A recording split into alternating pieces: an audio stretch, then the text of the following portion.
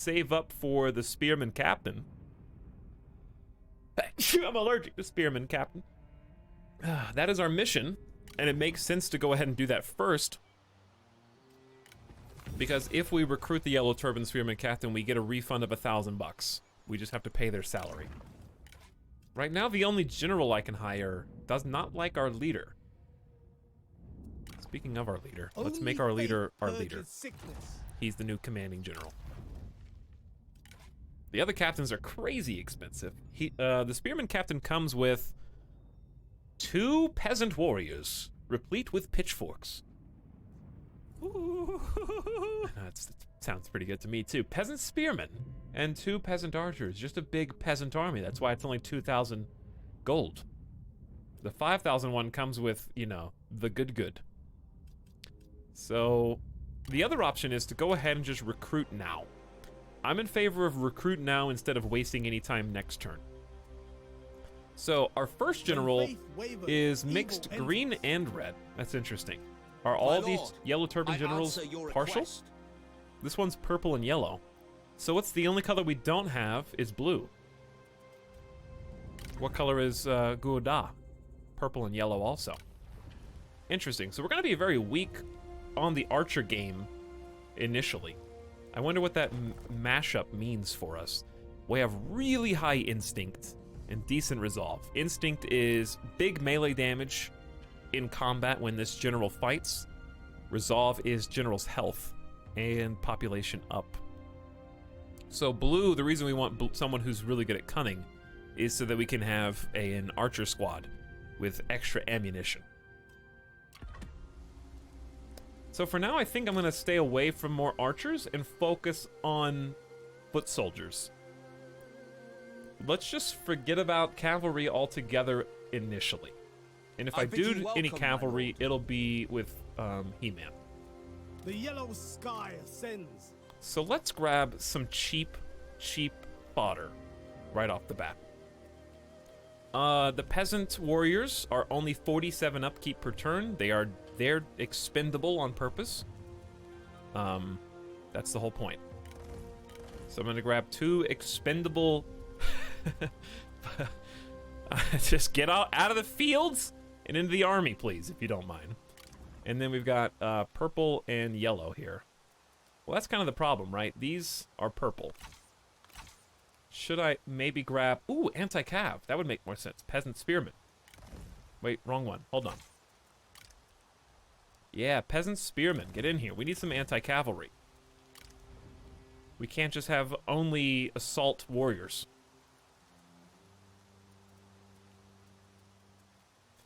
Huh. I mean, we could.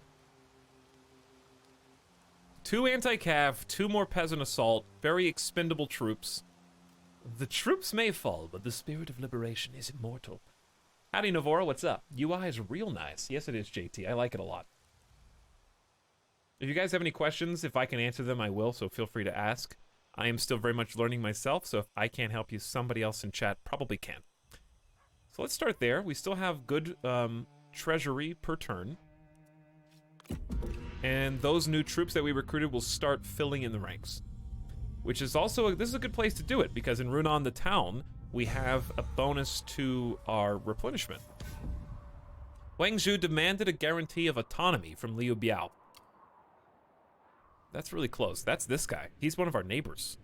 If he guarantees autonomy, that's really good for us. Because we are at war with Liu Biao up here to the northwest. So if he becomes autonomous, that means when we can make peace, we... Back, you fool. I didn't mean to leave. I accidentally trespassed into enemy territory. Hold on, how do you reload? How do you reload a turn? I got a new mouse today. I didn't know where the right mouse button was. I clicked on accident. Luckily, I have per turn saving. So let me reload that real quick. War grows bitter and enduring. Thank you, Solid State Drive, for making that a non-issue. If there is no end in sight, then the people will grow weary of the protracted conflict. A swift and decisive end we're gonna try to make peace with as many people as we can. Best interest. That's just a fact. Okay, anyways. It remembers pretty much everything we did. All I gotta do is press the turn button again. No problem. Classic Art of War. Navor, thank you for the sub, by the way. 8 months, not too shabby. Indeed, not too shabby. Hope you're having a great Friday, and thanks for spending it here with us. Okay, so the same thing happened. Good, we didn't change destiny. Let's check our ancillaries. So at number 1, we are using a refined quality family spear. Low melee, decent armor piercing, high attack rate. But we've got a exceptional heirloom spear as a reward. And the difference between these, you should see, are pretty stout. That is a direct upgrade. Plus instinct, plus expertise, higher melee, higher armor piercing damage, same attack rate. Absolutely take that. Ooh, we have a better horse too. So it goes from just 2 resolve. We lose 2 speed, we gain a bunch of mass. Mass defines the weight of a unit, which is how impactful a cavalry charge is and to what extent infantry can resist. So heavier is better, without much of a speed loss. 5% chance of evading capture post-battle and a better charge bonus. All the best for you, Huryi. Follower-wise, 2 options. We have authority and faction-wide public order. That could be really useful. But this one is 10% income from industry if you are Lord of Virtue or faction leader. That's me. So we only have money from industry right now, so that is a really good bonus. Master Craftsman. And accessories, we have the Mosey, which is Resolve, helping us with general health. Satisfaction, which doesn't really affect this character as the leader of the people. He is satisfied, I promise you, but it's mostly just a resolve. Part of a set, so there are sets in this game. Engine Smith. You can have the Forge Master and the Mosey together, and if you do have both equipped, increase the rate of wall and settlement damage during sieges. Oh, weapon sets. That is awesome. Okay, now whatever's left over, I guess, can go to He-Man. You've got pretty good heirloom weapons and armor. We have 1 follower left over for you. Authority doesn't really do much, but it can increase your satisfaction if you have enough. And you've already got a bow, and that's what enables your ranged attack, I think. Interesting. Okay, so the town should be upgrading. One more turn until it is upgraded, so take 1 long look at this regular town. It's about to become a large town. Beautiful game. I love just looking at all the details in the surrounding lands. We also have an option of adding an extra general, or rather a captain. So if I add this captain, I'm still expecting an attack at any moment. This is going to take all of our money and a big chunk of upkeep per turn, 453, but I think it's worth it. It doubles our Yellow Turban Archers. It gives us 2 more anti-cav spearmen and a couple more dispensable peasant warriors. And it gives us a $1,000 refund. So I will absolutely hire that extra army. We are trying to bulk up fast before everybody starts coming and trying to steal our lunch money and take our picnic baskets. Okay, so notice the replenishment here. We only have a handful of troops. We're getting pretty big positive replenishment factors from the buildings, population, and the military supply. So the more population we have, the bigger that number's going to get. So the basic's only 16%, but we're at 2630. Plus we have a bonus to mustering rate. Dominion of Huryi, plus 10% base replenishment. Population reduces recruitment costs, minus 10% corruption. So our faction bonus is up that to 40% replenishment. That's crazy. So like, look at all these little yellow bars. That's how much we'll replenish when we hit the end turn button.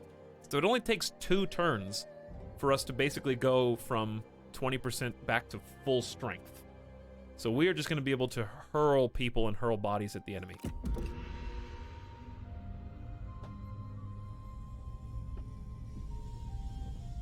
Hey, Tux, I'm pumped. You're rocking the Three Kingdoms. Hey, Soul Irish Pride. It's a great game. I wanted to start over, start fresh, and play on a little bit higher difficulty and see how it goes. So I'm pretty excited. We're playing, this is only my second game of Total War, so I moved it from normal to hard.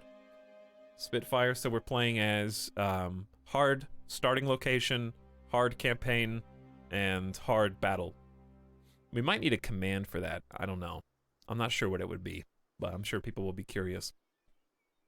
I didn't actually finish the last game. I just played like 50 turns, and I just thought I wanted to bump it up for an extra challenge. So we might do some save scumming today, and that's fine. I just want to learn and get better. Hurye seeks talented warriors. We successfully recruited the Spearman Captain, and this is our reward. Big XP buff for our leader, and money in the bank. New mission issued. The Yellow Turbans draw more to their righteous cause. My lord, more and more people flock to our rebellion. We should mobilize these faithful followers into a fighting force.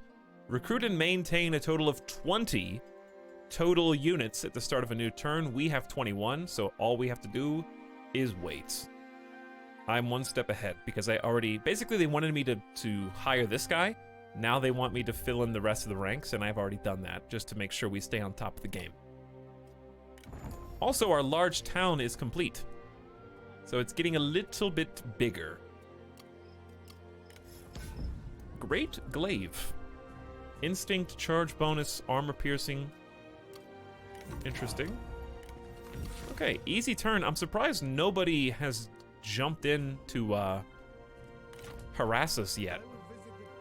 Maybe I should start picking who we want to fight first. The only person we're neutral against is Yuan Shu, who is, I think, the only coalition leader with a very hard start position, and I can see why. The Han is up here. Who was above that? Probably South Cao. What is this, farmland? We should, yeah, it's a great idea. We should go get some farmland. Because look at our city. We have zero. We have zero food. We need a farm. Okay, so what farm do we need? We have Qin, we have Yangzhou, good options, and we also have South, livestock farm. So we have 4 different options to choose from. The question is, which one do we want first? Either one should be about as difficult as the other. How hard is Kongzhou to take down? Let's look at the diplomacy, get an idea. Kongzhou is apparently inferior to us in terms of force, and this is their faction capital. He's just a balanced personality, probably meant to be stepped on. Claims to be inferior to us. Threat safe.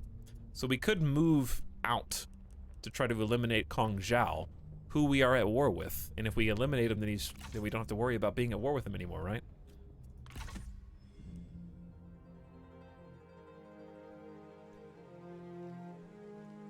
What country did I pick? Epi, you might want to change that command to...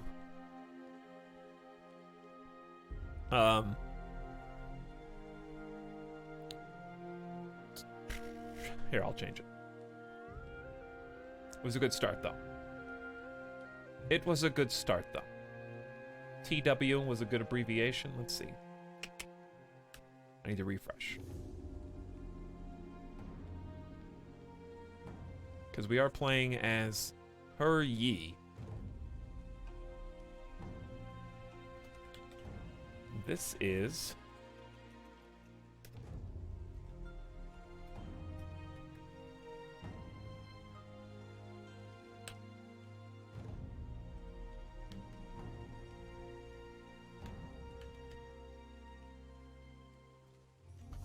Okay.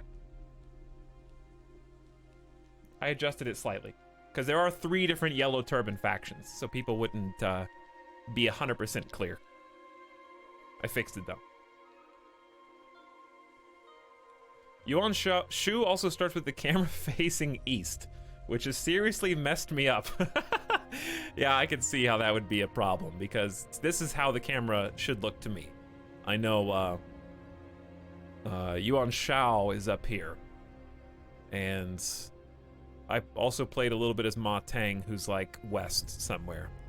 But I can see how that would be difficult. Okay, anyways, I do think we are in a prime position to attack next turn. Do I want to start heading toward Qin farmland, or do I want to start heading toward Kongzhou? We have a problem no matter what, because as we expand, here's what we're going to end up getting: border friction penalties. Other warlords are going to realize that we exist, because notice how we don't know who's out here because we haven't spread that far. Likewise, the people that live here do not know that we're there. So if we expand, not only are we giving more targets to our enemies, but also we're letting other factions who hate us know that we exist. So expansion is dangerous for this faction no matter how you cut it. But the other thing to think about is we do want full-size commanderies. So, like, I don't know where Qin ends or begins. I know where the farmland is, but compare that to... They've got to be close. Like, this is Lujiang, so Yangzhou has to be, like, right there. Commandery Yangzhou. Okay, Commandery Qin. So this is the Qin Commandery. This is all part of Qin. Big area. I think it would be much easier. Wait, is this part of Qin too? This is Yangzhou, Yangzhou, Yangzhou. Do I want to expand west to east? I don't know. We're going to be screwed no matter what we do. My point is, if I take this from the Hans, we piss off Yuan Shu more, we piss off Cao Cao. I think going towards Kongzhou first is better because that's an actual faction. Do you guys understand what I'm saying? Could go either way. We're going to go ahead and head out and hope nobody picks on us from the west, because our iron mine has just a basic default... Actually, though, it's level 3, which is not bad to have right off the bat. Wait, isn't it level 3? No, it's level 1. I thought it was level 3. Still has a decent garrison. All right, so we're sitting just inside of our own borders, and the reason for that is because inside of our own borders, we can still replenish. So if I cross this threshold, not only am I trespassing and letting them know that I'm here, but also I don't get to replenish anymore. So since I want to fill out the last of my captain, and we can't move that far anyway, we're just going to chill here. If that makes sense.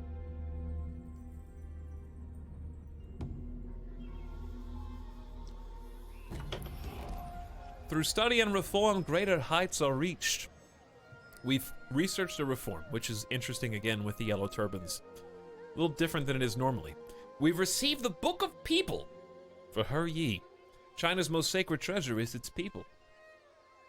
Provides a morale bonus to nearby allies. Ooh. Big cunning, big authority, good satisfaction. Enables encourage, which is the morale bonus. New mission issued. The Yellow Turbans strive for balance in the world. You must prove to the people that you will use power to bring lasting stability. Each step on your path toward enlightenment also brings everyone closer to the great peace. Reach faction rank balanced. Does that mean we're already a healer? Character recruited as a reward bonus. 5,000 bonus XP is crazy. The Yellow Turbans draw more to their cause. We've recruited 20 armies and maintained them. So we have a new weapon ancillary, big bonus XP. Faction development, subservience to the people. Abandon your saintliness, put away your prudence, and the people will gain 100-fold. We studied the scriptures and have taken our next step toward enlightenment. What should we study next? Well, let's find out. Number 1. Let's go ahead and clear some of these successes and new missions issued. I want to look at our faction summary. So we're not quite full. We're almost there. We just need to take over a town and we will ascend from balanced to healed. Against the heat of faith. And then we can make peace with factions. And we'll check the ancillaries in a moment as well. Alright, before we do anything else, let's go ahead and research a new reform from our scrolls. We received one of the scrolls just now.